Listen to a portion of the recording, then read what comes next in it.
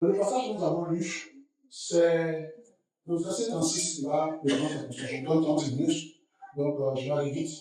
Il dit, car vous avez besoin de persévérance, afin qu'après avoir accompli la volonté de Dieu, vous obteniez ce qui vous est promis.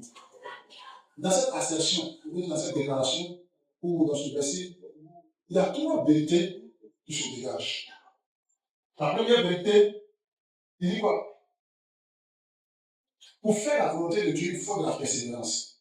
Il a besoin de persévérance afin après d'avoir accompli la volonté de Dieu. Donc, pour faire la volonté de Dieu, il faut la persévérance pour faire la volonté de Dieu.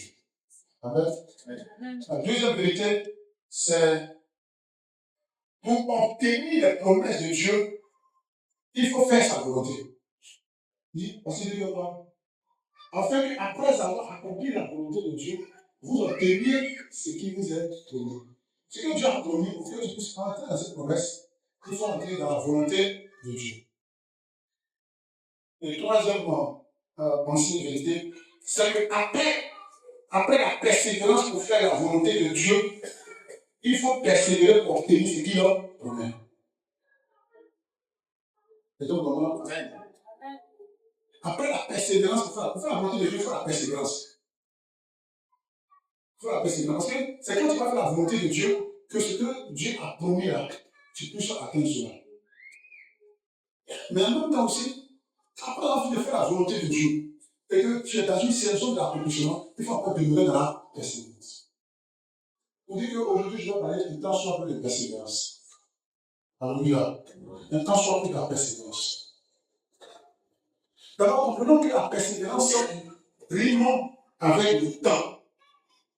La persévérance va de pair avec le temps. On ne peut pas parler de persévérance sans parler du temps. Le temps et la persévérance vont pratiquement, ils se cohabitent. Alléluia. Parce que le temps combat la persévérance. Le temps même se présente comme l'ennemi de la persévérance. Et les humains même en parlent. L'homme même en parle. Par exemple, on a ce philosophe Simon de Beauvoir qui dit ceci.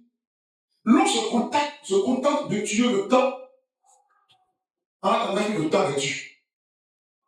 Donc pour l'homme, le temps est un ennemi vampirique qui tue l'homme, qui est un ennemi de l'homme. Moi, il va dire, oh douleur, le temps mange la vie. Le temps mange la vie. Donc, le temps se présente comme un ennemi farouche de l'homme. C'est vrai qu'on va être, ça veut dire, au fur et à mesure que le temps passe, on va inexorablement vers la mort. Et donc, ça semble nous empêcher d'atteindre certains objectifs. Donc, le temps se présente comme un ennemi de Dieu, des choses, de la persévérance, même de l'homme. Mais le temps aussi, en fait, éprouve, check, valorise ou révèle la qualité de la persévérance. Et il définit la persévérance. C'est le temps qui va éprouver la persévérance, qui va révéler la qualité de la persévérance que tu as. Quelqu'un comprend? Abraham Lincoln pouvait dire, on ne perd rien de précieux en prenant son temps. On ne perd rien de précieux en prenant son temps. En matière de temps, nous avons deux espaces de temps. Le théologien appelle le temps chronos. Le temps chronos, c'est le temps habituel, le vécu au quotidien, le temps dans lequel nous sommes. Le temps qui passe, c'est vraiment le temps, je refuse de définir le temps comme l'espace, le temps qui sépare deux durées, deux choses. Non, c'est pas ça, c'est le temps. Mais, le temps chronos, en grec, chronos, c'est le temps de tous les jours. Tu te lèves le matin, c'est ton vécu pratiquement de tous les jours. Ce qui n'est pas spécial, ce qui est quotidien. C'est ça le temps chronos. Alléluia. Mais il y a ce qu'on appelle aussi le temps kairos. C'est-à-dire c'est le temps précis de Dieu. C'est le temps de Dieu. J'aime cette expression. L'heure de l'éternel est la meilleure. C'est le temps précis de Dieu. En fait, c'est le temps du temps. Après avoir entendu pendant le chronos. Le temps de la promesse. Le temps de la condition. Le temps de ça. Où les choses de Dieu arrivent. Donc, le temps, c'est le temps où Dieu fait toutes choses en merveille. Ce temps, il est personnel. il est individuel. Mon temps, en tant que temps, n'est pas mon temps en tant que temps. Il peut être dans un temps chronos, mais le temps kairos, il est spécifique. En fonction de la destinée de chacun. En fonction du plan souverain de chacun. Quelqu'un me le sent. Quand tu entres dans le temps de Dieu, le tapis rouge est dressé. Quand tu entres dans le temps de Dieu, c'est le temps qu'il y a Dieu. Et ce temps, lui, avec la persévérance doit te permettre de développer ce qu'il faut en attendant le temps. Ou bien de rester dans le temps en attendant le temps. Ou bien de bien te comporter dans le temps en attendant le temps. C'est ça la persévérance. C'est l'ensemble d'attitudes que tu dois avoir dans le temps en attendant le temps.